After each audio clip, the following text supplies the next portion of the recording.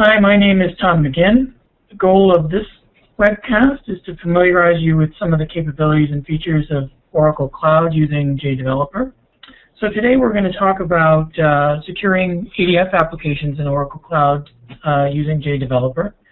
So this is the disclaimer notice, the standard Oracle disclaimer notice. Basically, it states that this webcast does not commit Oracle to what I'm demonstrating today. And to get the most out of this webcast, it does assume that you do have some experience with Oracle JDeveloper and ADF, some experience with Java Enterprise Edition development. However, if you don't have a lot of experience with these technologies, you can still get a lot out of the webcast presentation today because you get a chance to see how JDeveloper works in this webcast and how we can deploy applications to Oracle Cloud directly from JDeveloper. So for this webcast, I actually have installed the following products: the Oracle JDeveloper 11G instance, which includes WebLogic, an integrated WebLogic server, and I have a trial version of the Oracle Java Cloud Service, which we'll use to deploy the application. And what I want to do is spend a little bit of time talking about Oracle's public cloud. So Oracle's cloud is a platform as a service, PaaS system, which means that it provides specific application platform services, including database. We have database platforms, application server platforms, which will include the services as web services and REST, support for ADF, but also continuous integration tools, storage, and messaging services, just to name a few. What we're really interested in today is this one. This is a part of the Java Cloud Service. It's an identity management service. And we're going to use this identity management service to create some fine-grained, to create a fine-grained application security model. It does support others as well, so let's talk about that. So actually there's three different approaches that Oracle Cloud provides to security. In the first, the application can take advantage very simply with a simple tag, can take advantage of single sign-on, which places all of the applications under a general authentication model. Users have to be authenticated with the identity management system, but once they're authenticated with the identity management system, all of the applications running under that, in that Oracle Cloud instance, the Java Cloud Service instance, are accessible by the users of that domain. So this might be useful if you had a particular domain dedicated to your financial services applications for financial services folks, to your HR applications for HR folks, and so on. The second approach is the one we're going to look at today. You can specify your own roles and users in those roles, and this gives you some very fine-grained, a very fine-grained approach to security.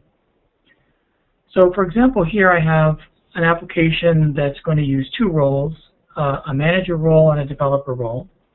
Managers will have access to all the parts of the application. Developers will only have access to some parts of the application.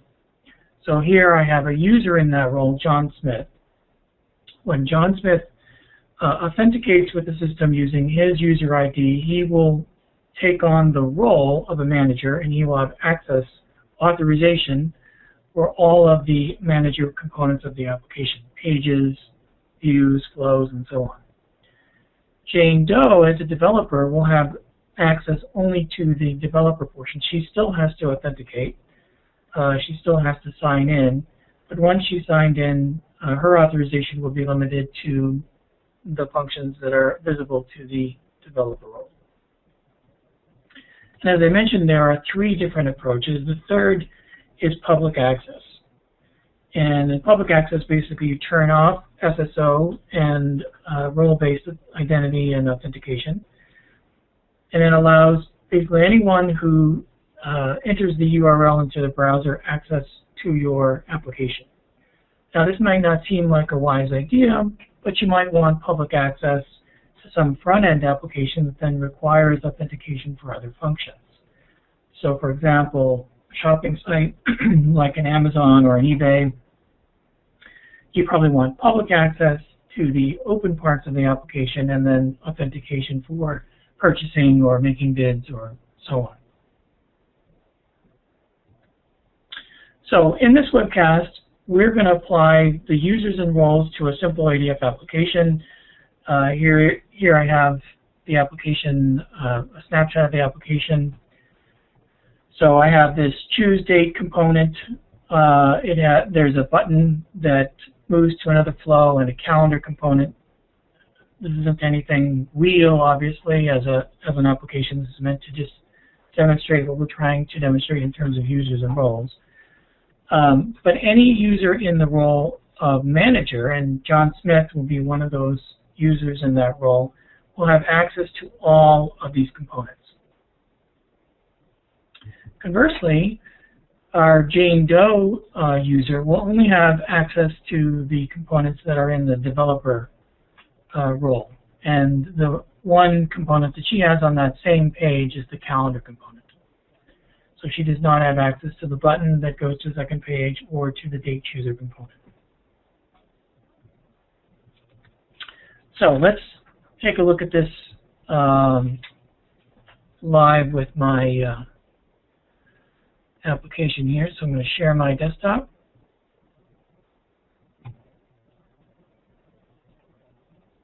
Okay. So hopefully you're looking at my desktop now. And here I have the simple ADF application. Again, it has the three components. It has a date chooser component. It has a button that actually navigates to a second page, and my calendar component. Now, the way that these components work is that they are only visible to users in a particular role. So, for example, let's click on the choose date component. And here, I'll move this over here so you can see it a little bit more clearly. So this choose date component is only accessible, is only rendered to users who are authenticated in the manager role. Okay. The calendar component, on the other hand, is rendered when users are in the developer role. And finally, this do work button also renders in the manager role. So those are the components. So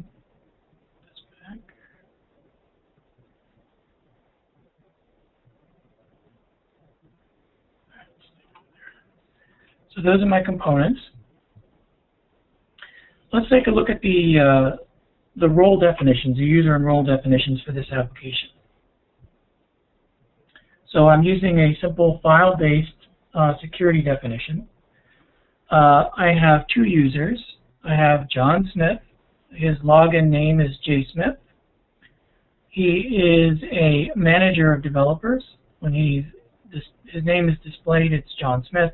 Notice that John, being the manager, is actually in two roles. He's in the manager role and the developer role. This gives him access to all of the components on the page. Jane Doe, our other user, is in the developer role, and in the developer role, she's only assigned to the developer role itself.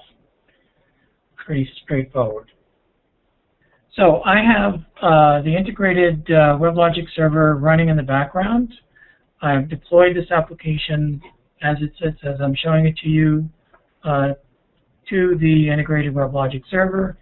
So let's take a look at this application. Let's actually run it so we can go through the process. So as it opens up, there's an opening page which leads to my authentication page. So here, let's first sign in as J. Smith with the password.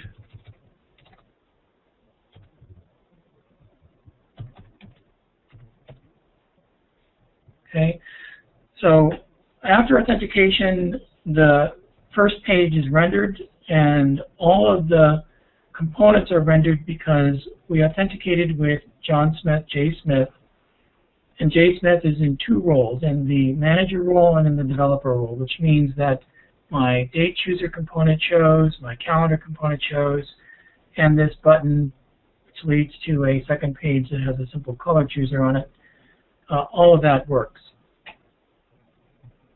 Now let's quit this browser and restart it.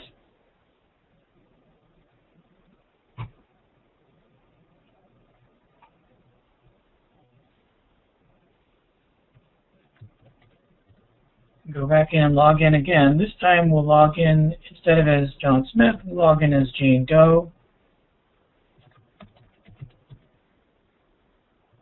And Jane, being a developer and therefore being in the developer role, only has access to the developer components. In this case, she only has access to the calendar component. So the next thing that we need to do is to actually create these users and roles in the cloud. So let me open up another tab here and log into my cloud instance.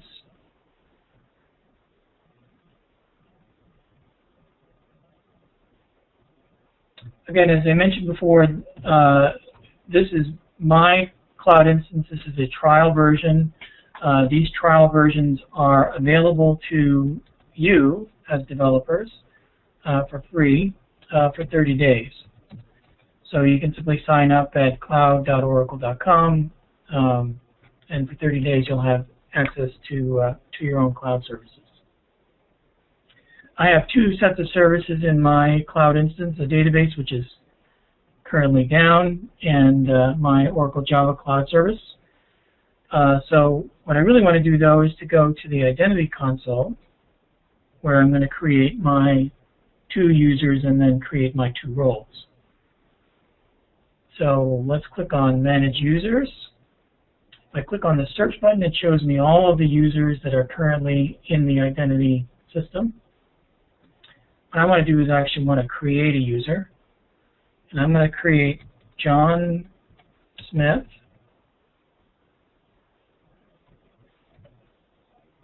Let's make john.smith at company.com. By the way, the email address is important only in that should the user forget their password or should you want to reset the password, this is one of the ways that you can send the password back to users. So as administrators of the Oracle Cloud, you can have users and then reset their passwords, or if they lose their passwords, this is how they get them back. So we'll give them a username of J. Smith, just as we did before. Put in a password.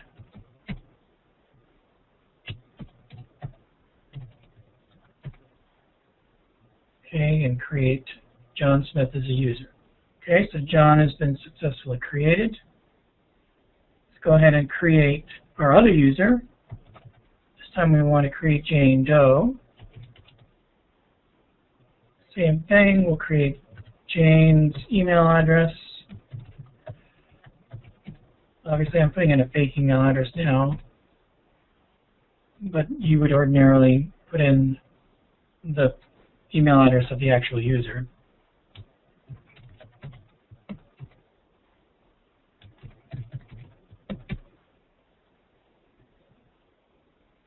Okay, so I've created the two users, and we can see that by clicking on the search button again. So here's my user Jane Doe, my user John Smith. The next step is to create roles for these two users to be in. So I'll click on Manage Users.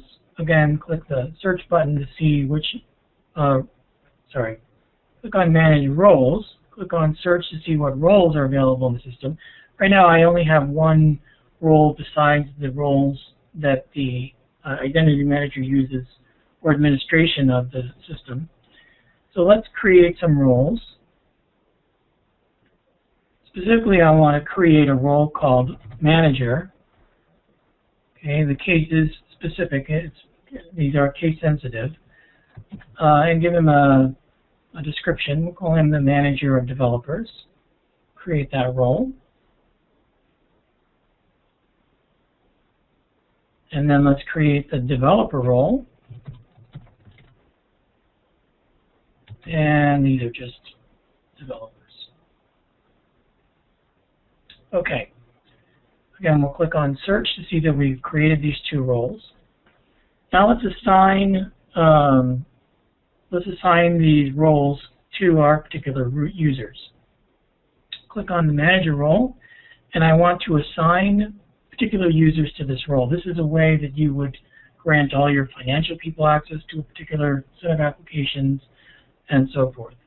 Again, you can click the search button to get the list of all the roles. I'm going to narrow this a little bit because I know I only want users that start with the letter J. Still quite a few of those. Okay, so let's pick John Smith. He's going to be the one person that I want in the manager role. So now John Smith has been assigned to the role manager. Next, let's assign users to the developer role. Click on Assign. And here I want to assign Jane Doe as a developer. Okay, and then one more time I need to assign John Smith as a developer as well. Okay, to see which roles the users are assigned in, let's go back to Manage Users and click on our user John Smith. This tells us that John Smith is in two roles. He's in the manager role and the developer role. And likewise, if we clicked on Jane Doe, we would see that she is in the developer role. Okay, so we have now successfully created the roles within Cloud, within Oracle within my Java Cloud service. Next thing I need to do is to modify my application so that it will run and use these roles in the cloud. So let's come back here to my application. And what I need to do is I need to slightly modify the way that the components are rendered, the actual role that they're using. The Oracle Cloud, when a user authenticates with Oracle Cloud, Cloud will prefix the role name with the Oracle Cloud identity domain name. Let's just go back and look at that for a second. These roles are in the identity domain of trial, T-R-I-A-L, A-B-W-E. So all of these roles will be prefixed by that identity domain.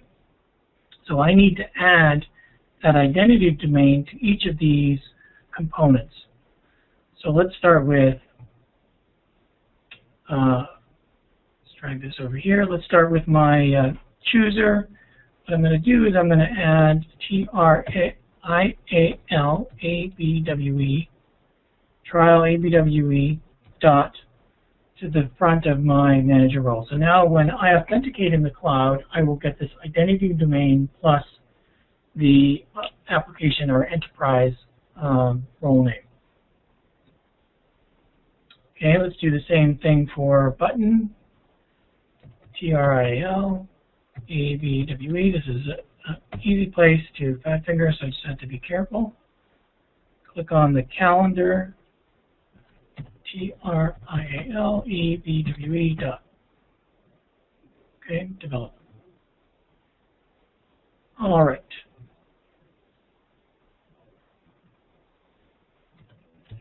So we'll save that. Let's just double check it real quick. Trial E-B-W-E. Oops, this one didn't take.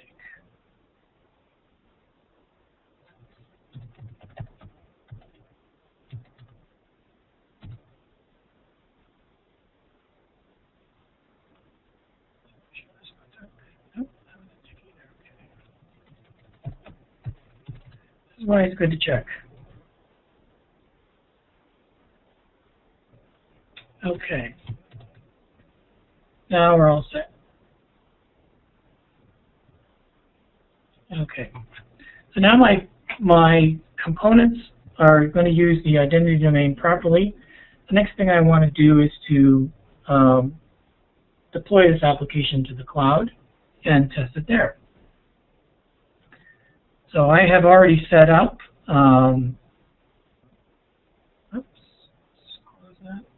I've already set up the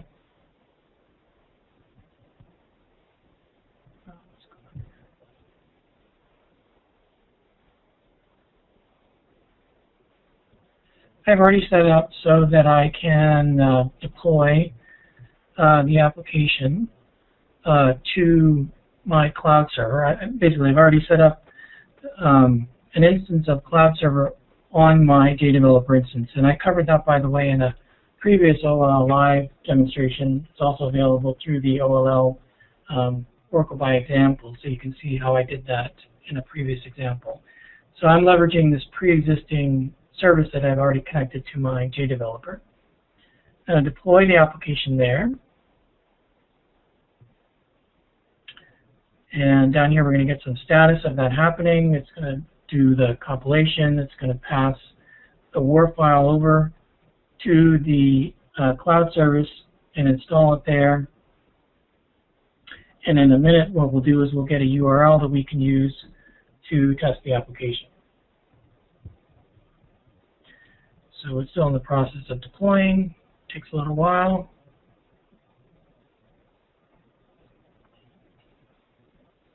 And so what we're going to do, once we get this URL, we're going to access the application through the URL, and we should go through the same process of having to authenticate using the file-based authentication that I declared in my JSON data file.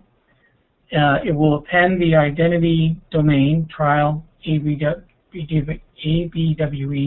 to my authenticated usernames, and I'll be able to use those authenticated usernames to access the components of my application. So, still going here.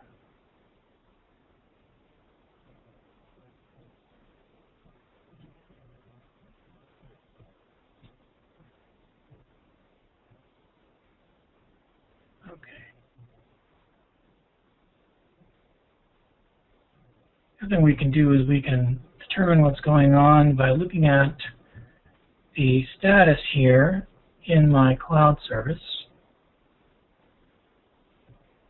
This will help me to determine what the status of my deployment is to the server. Okay, right now it says that it's still running. It's just taking a little while.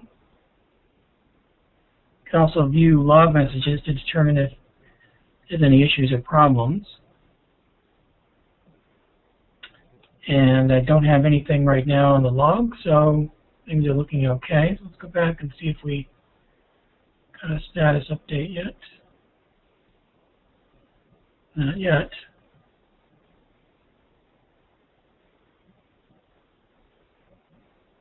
Okay, it doesn't typically take this long.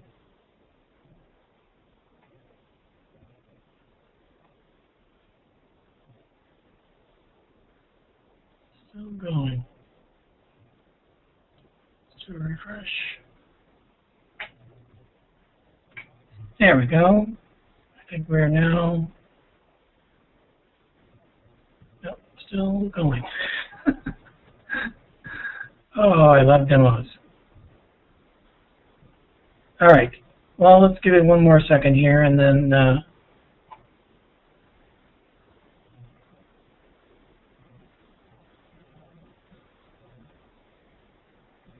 All right, so it may have completed. So let's go ahead and click this link.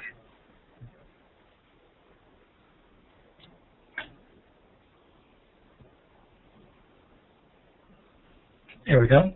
Okay, it did complete. I was just waiting for my status to come back. All right, so again, I'm going to do the same thing. This is the same application. The only difference is instead of running locally in my integrated WebLogic instance, it's now running on the cloud. So if I click on Start here, I'll get to a file-based authentication. let's start by authenticating as John Smith. The one difference here, what I need to do is to add the identity domain to him. So I need to make sure that he is trialabwe.jsmith. Okay, and enter the password that I entered into the user when I created the user account for John Smith on the cloud.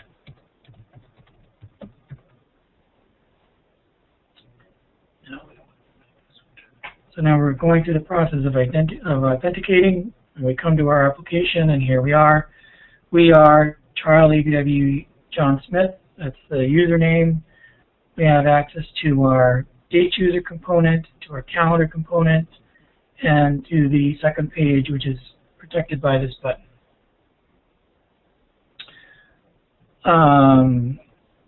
And if I log in again,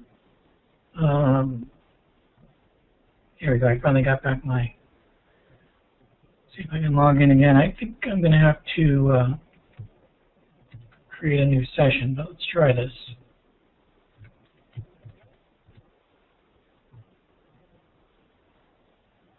Yeah, so this is the same as, I'm still holding the same session credentials as I did with the integrated version. So if I quit the browser and restart it, I basically eliminate my session. I can type in or cut and paste in the URL, and this time I'm going to go in as Jane Doe. I don't remember the password. Oops. Invalid password. I'm not surprised by that.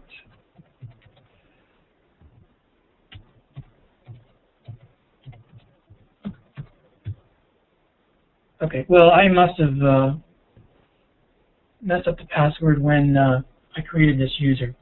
At any rate, hopefully you get the sense that the application that I created here in JDeveloper, tested local